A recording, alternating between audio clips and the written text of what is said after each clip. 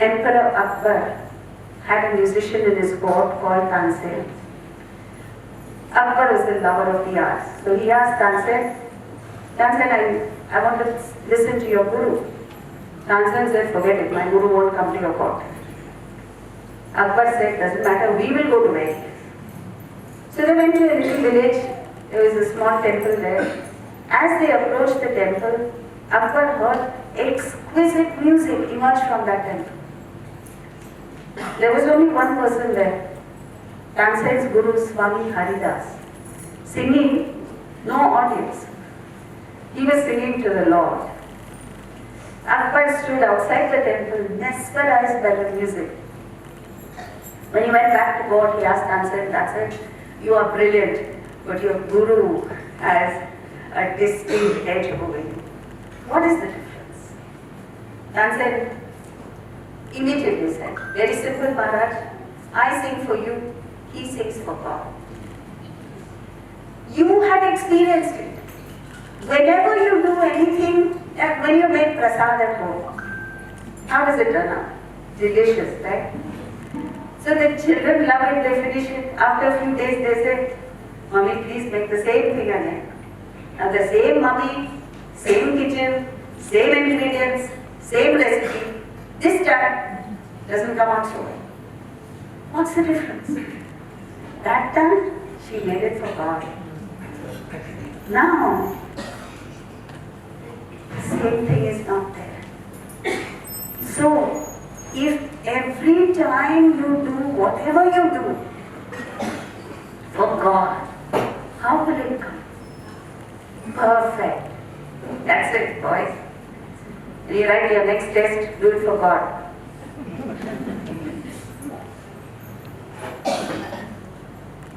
That is the meaning of Yoga Karma Sukaushaya. When you do anything for God, it will turn out perfect. Now, there are three kinds of actions that you can perform. One is called the best. Niyatam Karma. Niyatam Karma means obligatory duties, your duties. We all know what our duties are.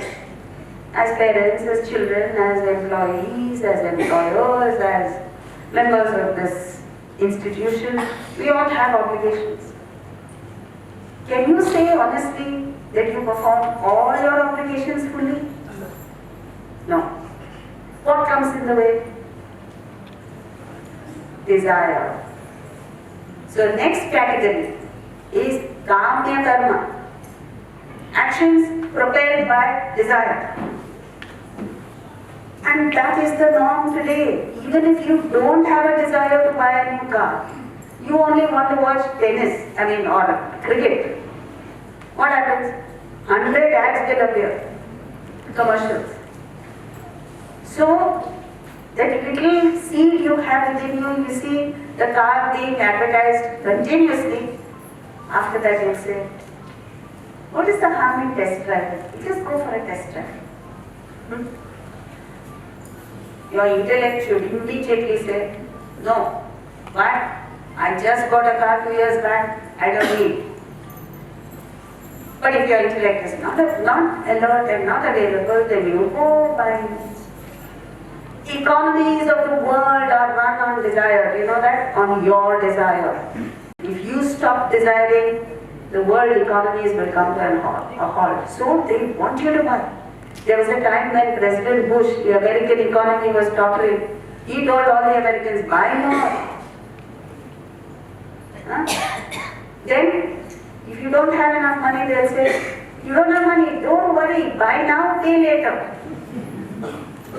Then they reached a stage where it was so bad that they said, buy now, never pay. That is what some of us are doing. So what is happening is, your desires have mounted to such an extent that you are spending your future income. And this, if it goes on uncontrolled, leads to bankruptcy, leads to Nishiddha Karma. Nishiddha Karma, prohibited action. Then you start doing illegal, immoral, unethical, all kinds of action. And There's no way back from it. So what must we do? Just do your duties. This creates harmony even in the family. See, everybody has distinct duties different from each other. So no conflict. Husband has his duties, wife has her duties, children have their duties. But the moment you start kamya karma, desire, then my desire clashes with yours, your desire clashes with hers. So there is conflict in society, in the family, within husband and wife also. So come Sunday morning, battle. At the breakfast table, the wife will say, you did not do this for me. Husband will say, you did not do this for me. Children are gone, they don't know what to do. So conflict arises with kamya karma. So if you want ease, just do your duty.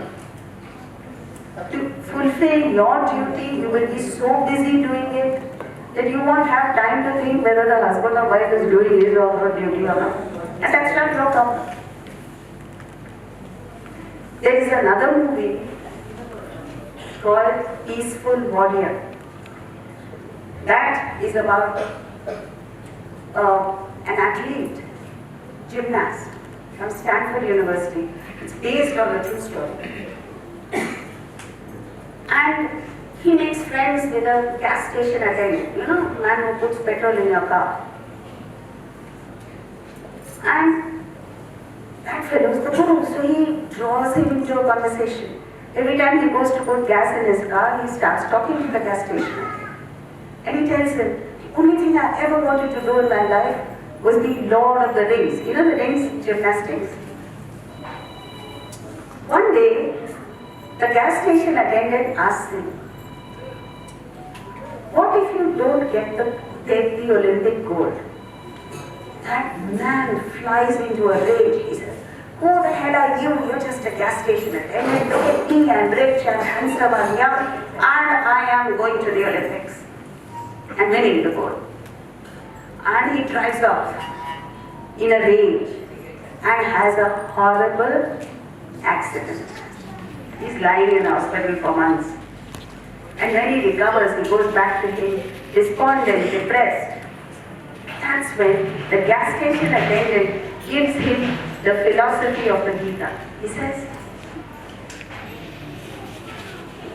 you have no control over whether you will be selected to go to the Olympics or not. Somebody else will select you, right? Even if you are selected, there is no guarantee that you will win the gold. It depends on how the others perform. But nobody can take away the fact that you are an outstanding athlete. So, just focus on the present. This moment, every moment of your life, there is the present moment. Enjoy it. And when you enjoy this moment fully, every moment fully, you are a happy person. Children do. Why are children happy? Have you seen a child who's holded by the mother and is crying, tears are coming down her eyes, and the father comes and says, you stupid woman, why are you so cruel to the child? And makes the child laugh. While the tears are coming down, she smiles, she laughs. Why? She is living in the present. Why are we suffering?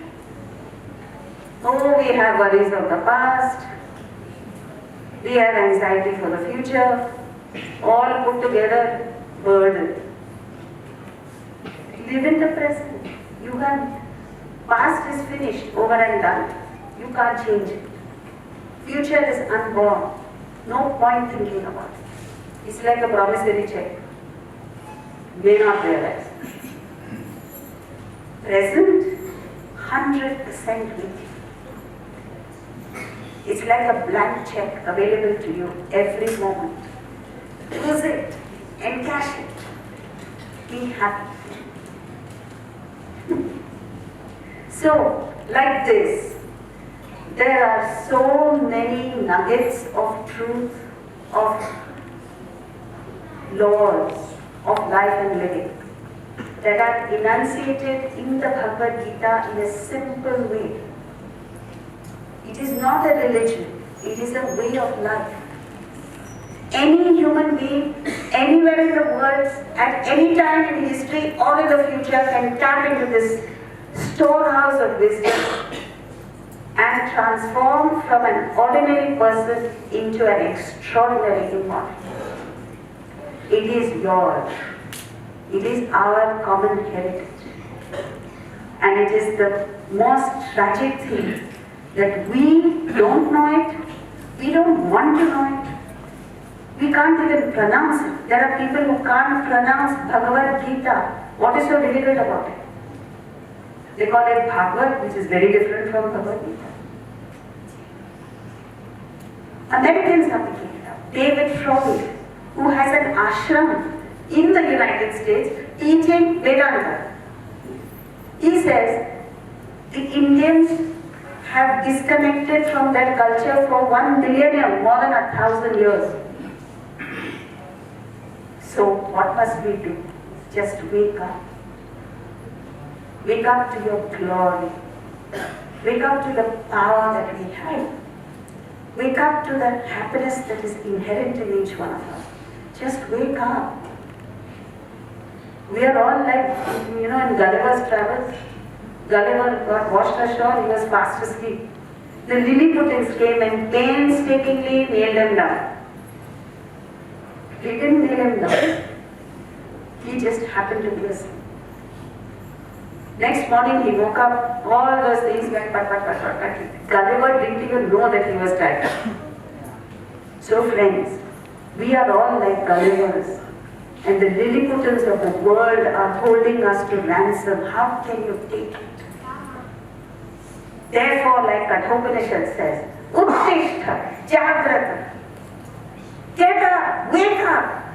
You've been in slumber for thousands of years. Prapya Virat Nibodhata. Don't stop till you achieve that.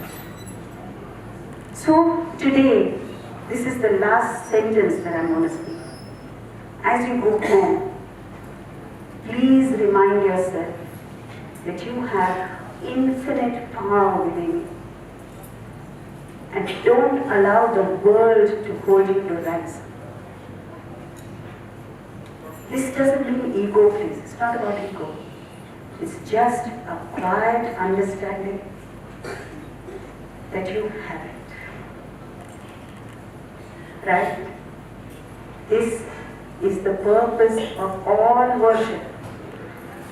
So whether you perform a ritual, or you sing a bhajan, or you study the Bhagavad Gita, it is to just yoga, to get back to your origin. Even if you start the journey today, you will be happy. So to help you, we have books, we have pen drives of the entire Bhagavad Gita, we have everything right here outside. We have webinars free every Saturday evening, 6 to 7 p.m. They are for free. All you have to do is register. You can register at the counter outside. Register means just give your email ID or whatever details. And we will send you the link to the next session that we will have. Do yourself that favor. 1 hour every week. Thank you.